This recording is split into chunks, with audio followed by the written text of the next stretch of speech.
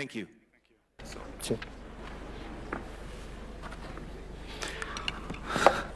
Thank you. Thank you, Your Excellency, for this opportunity. Vijana mko? Nataka nione vijana poa. Asante sana. So, Mheshimiwa Rais ameamua kutupanga. Amesema sasa mara nyingi nyinyi mmesikia wadosi wakisema kwenu. Sasa leo anataka nyinyi nanyi mseme na yeye. I should start. Yeah. Let me start so that you know what I want us to discuss about, and you can ask me whatever questions you have. Are we together? Muko tayari na maswali? Let me start. Let me say the following.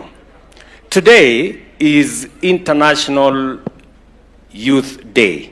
Siku ya vijana. The United Nations set aside this day so that we can celebrate the young people globally. And we use this occasion to celebrate the young people in Kenya. And let me say that, as I said in my statement, the single most important asset that we have as a nation is the young people. The single most important asset is our human capital. It is much more important than any resource that we have. It is more important than gold. It's more important than all the things we can do. That is why, intentionally, I have decided that we are going to invest sufficient resources in making sure that we develop our human capital. How so? You know, if our human capital is the most important asset that we have, we must sharpen it. We must have proper knowledge. We must empower our human capital through knowledge, through training, and through skills development. And that is the reason why the first assignment that I took into consideration when I was elected president is to make sure that I sort out education in Kenya. You remember when we were campaigning, many people were asking why we should continue with CBC. Many were saying CBC should be abolished. Many were saying our universities, in fact, they were not saying. The reality is that our universities were struggling, including Masinde Muliro, because of the funding model that we had that time. And therefore, it was necessary for us to organize education. Why did I take up that responsibility? Because it's a very difficult responsibility. Because dealing with children, dealing with parents is not a very easy thing.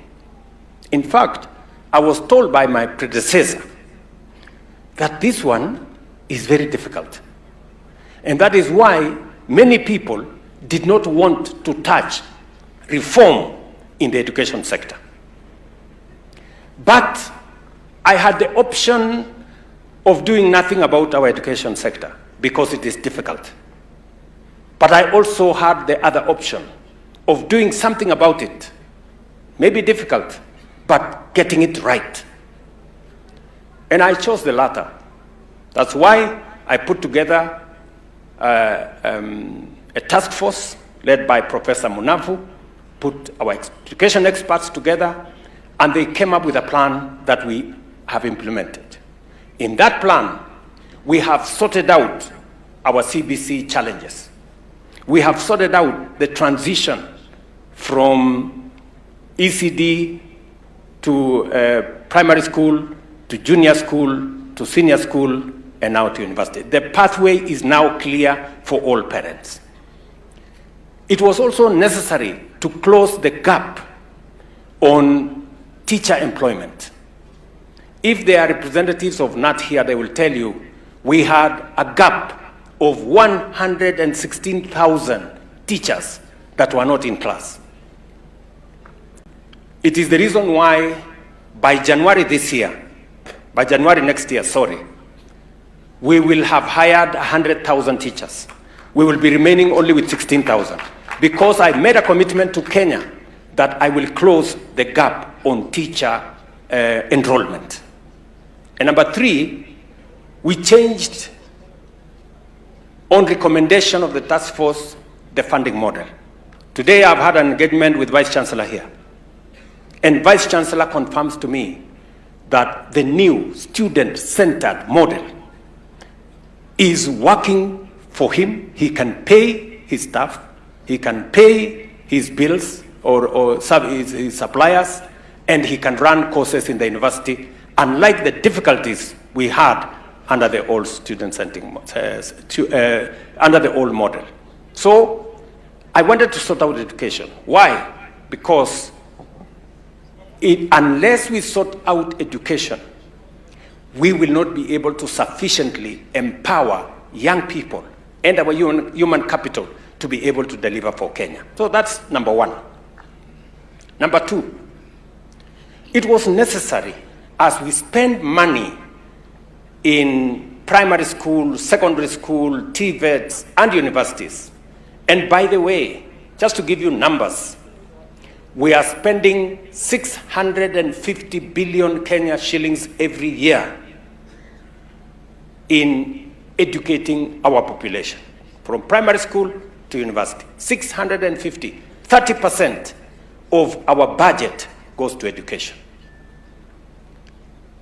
I took up the responsibility and said, it is not right for us to spend 30% of our resources, 650 billion, every year to educate our children, yet we don't have a plan on what happens when they finish school. The same way we have a plan on making sure all our children go to school, we should also have a plan on what they do when they come out of school. And for the first time, we developed a deliberate, intentional plan on how to engage the young people of our nation in deliberate government programs supported by the private sector so that we can create opportunities for young people. Because the single biggest problem with young people, if you ask them, is employment. Ni kweli ama si kweli? Tatizo ya vijana ya Kenya ni kukosekana kwa ajira. Na sababu hiyo ndio tukasema lazima tuwe na mpango makususi ama mahasusi ama mpango makusudi. You know? Deliberate. Kwa Kiswahili nasema makusudi. You know? Intentional. Mpango makusudi. Intentional plan ya kuhakikisha kwamba vijana wanapata ajira. And I want to give you, young people, and I want you to listen to me carefully so that you can ask me questions. We have seven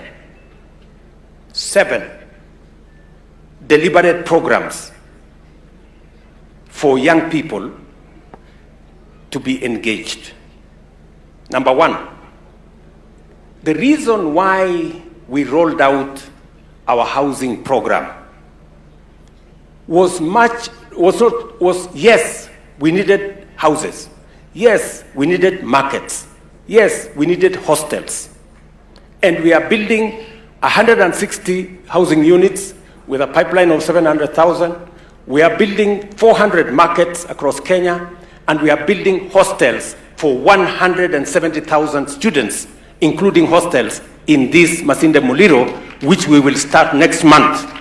I have discussed with the Vice Chancellor here.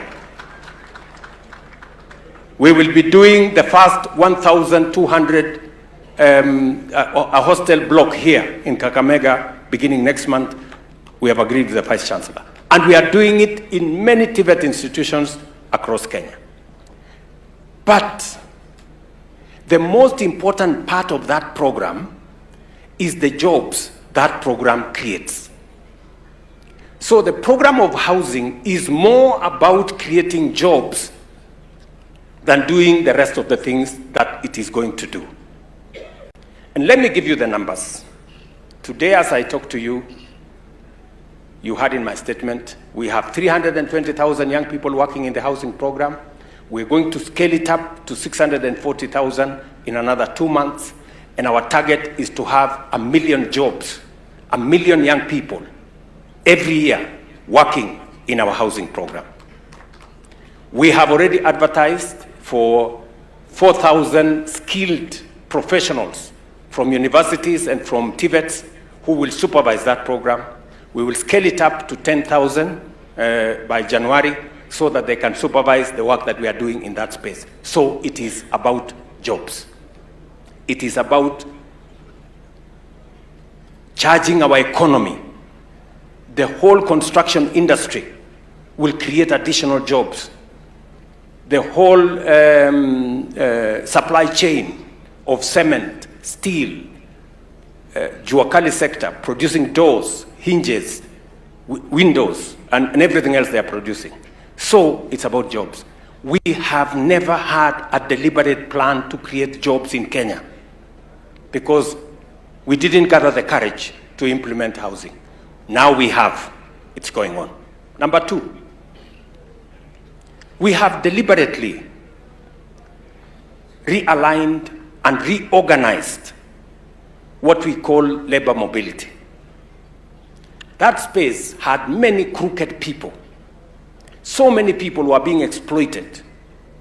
So many people ended up in foreign countries and they were abused. Many of them sexually abused, many of them done things. We have organized that space under the National Employment Authority. I gave deliberate instructions. I sat on it for at least 2 months to straighten it up. Mama Edith is here. She's now the CEO of that organization. And through that organization, we have also signed under our Kazi Maju program, when I appointed deliberately a principal secretary to take charge of our diaspora issues and to manage relations between Kenya and other countries. We are signing bilateral labor agreements with them. And today, I can tell you, as I have said here, in the last 2.5 years, 430,000 Kenyans have gone abroad to work. Some of them have come back. Some of them are on the way. 816, I will be giving them a check of 163 million today so that they can finance their way to jobs abroad. And I want to say this with clarity. The statistics we have, and I have told you, we have the best human capital anywhere in the world. If there is a job opportunity in any company in the world, and the contest is between a Kenyan and another person from another country, the Kenyan has the first opportunity. Because we speak very good English, and our education is the best. So we have the best human capital, and we must take advantage of it. We must use it to grow our country. And because of the labor mobility program, our diaspora remittance in the last 2.5 years has increased from $4 billion to $4.95 billion. Our diaspora remittance is the single largest foreign exchange earner for our country because of the young people, because of the people of Kenya who work outside our country. And that is why I took it as one of the places where it needs government to organize. I have now sufficiently organized that sector, and I can confirm to you that any Kenyan who is now going to work abroad, we know where they are going to work, what job they are going to do, how much they are going to earn, and how we are going to support them when they run into trouble in those countries. The days when Kenyans suffered outside Kenya without any government support are behind us because we now have an organized system. That is project number 2. Project number 3 is our program that I told you about on matters to do with digital jobs. We have already 330 ICT hubs ready. We have another 400 under construction. We have signed on with many BPO countries, including Teleperformer, which is the largest BPO organization in the world. They have now set up in Kenya. And we now have 180,000 young people working on the digital job ecosystem, either in our TVETs, or in our ICT hubs, or in our Jitume labs, because we want to create opportunities for Kenyans to work in foreign companies, but working from home. Number 4 is what I want to tell you now here. We have the program of Nyota.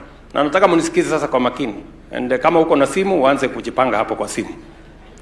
The Nyota program is supposed to do another 4 of our programs. Number 1, there are many young people who are Form 4 graduates. They do not have any skill. They have not had an opportunity to go to any TVET or to go to any polytechnic. They don't have any skill. We are looking for 90,000 young people as phase 1 to train them. And as we train them, we are also going to pay them a small stipend. We are going to train them for 1 year. Vijana nataka mnisikize vizuri. Enda hapo kwa *254 hash. Enda kwa Nyota. I repeat. *254 hash. Network hakuna hapa leo. Nafikiri wale watu, kuna watu wangu hapa wanazoea kuzima network. Wapi wale watu? Wewe.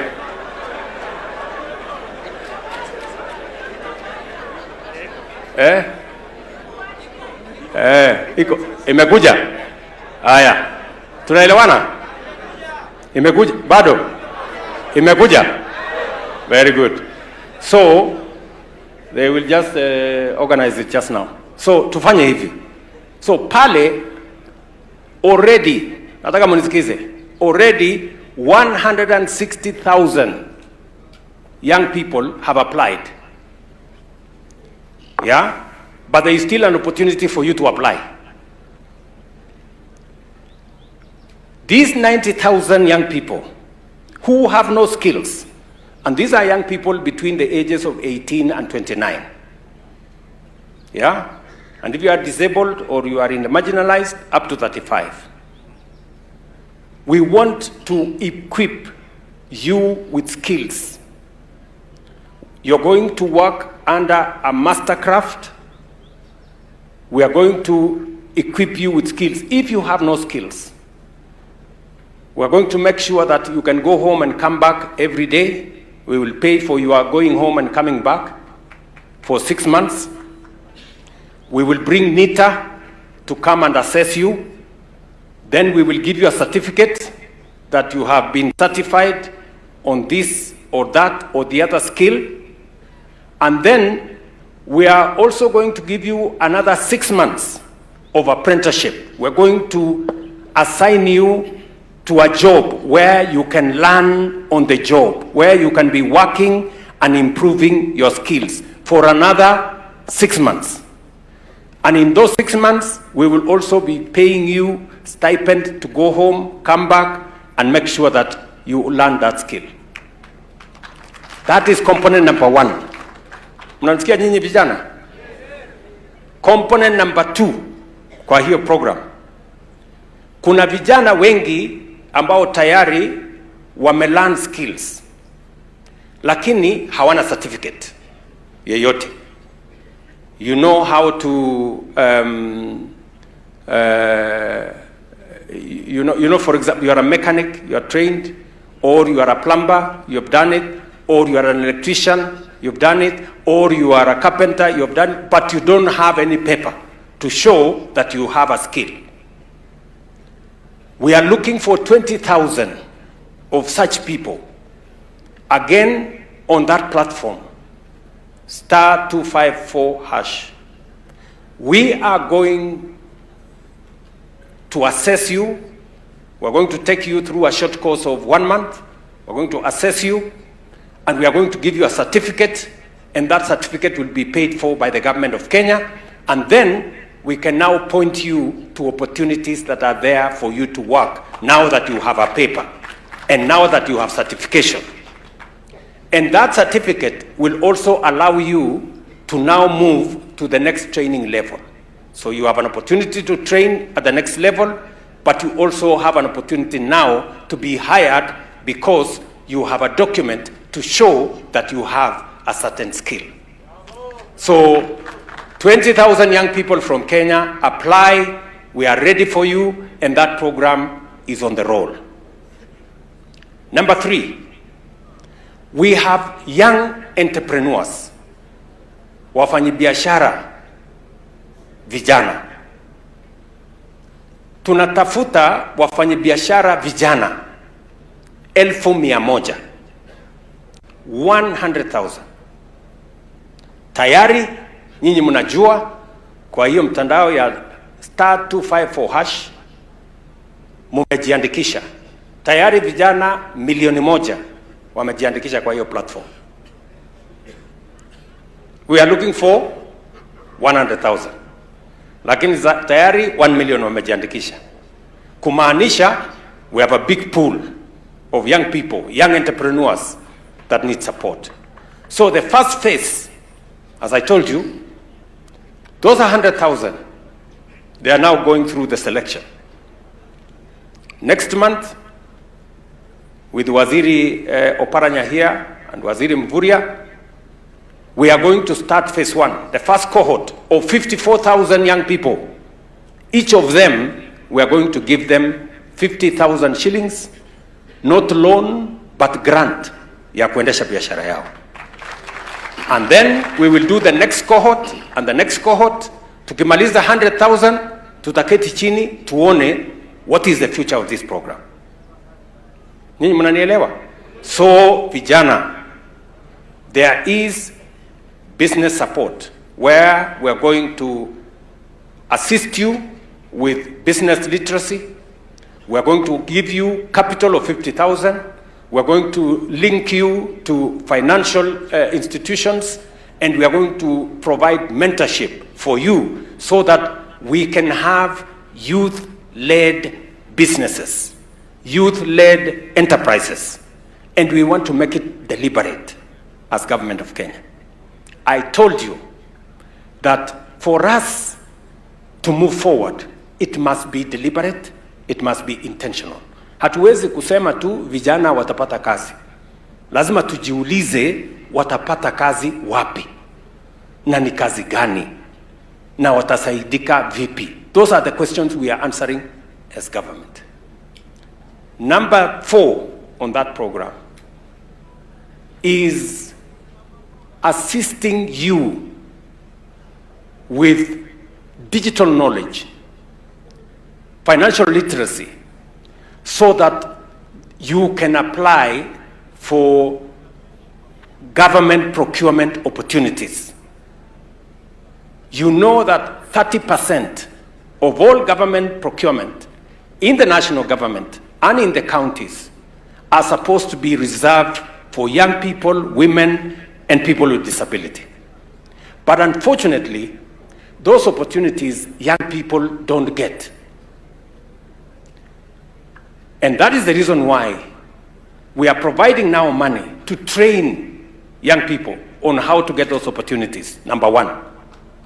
Number 2, to provide a marketplace for you to identify where is the opportunity. And number 3, we are going to provide 1 billion shillings as a catalytic fund so that young people can access government procurement opportunities.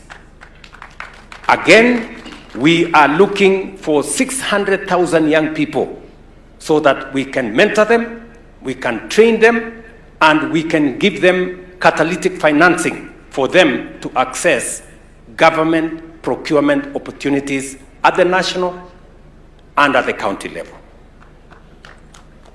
Bado tuko pamoja ama bado tuko pamoja?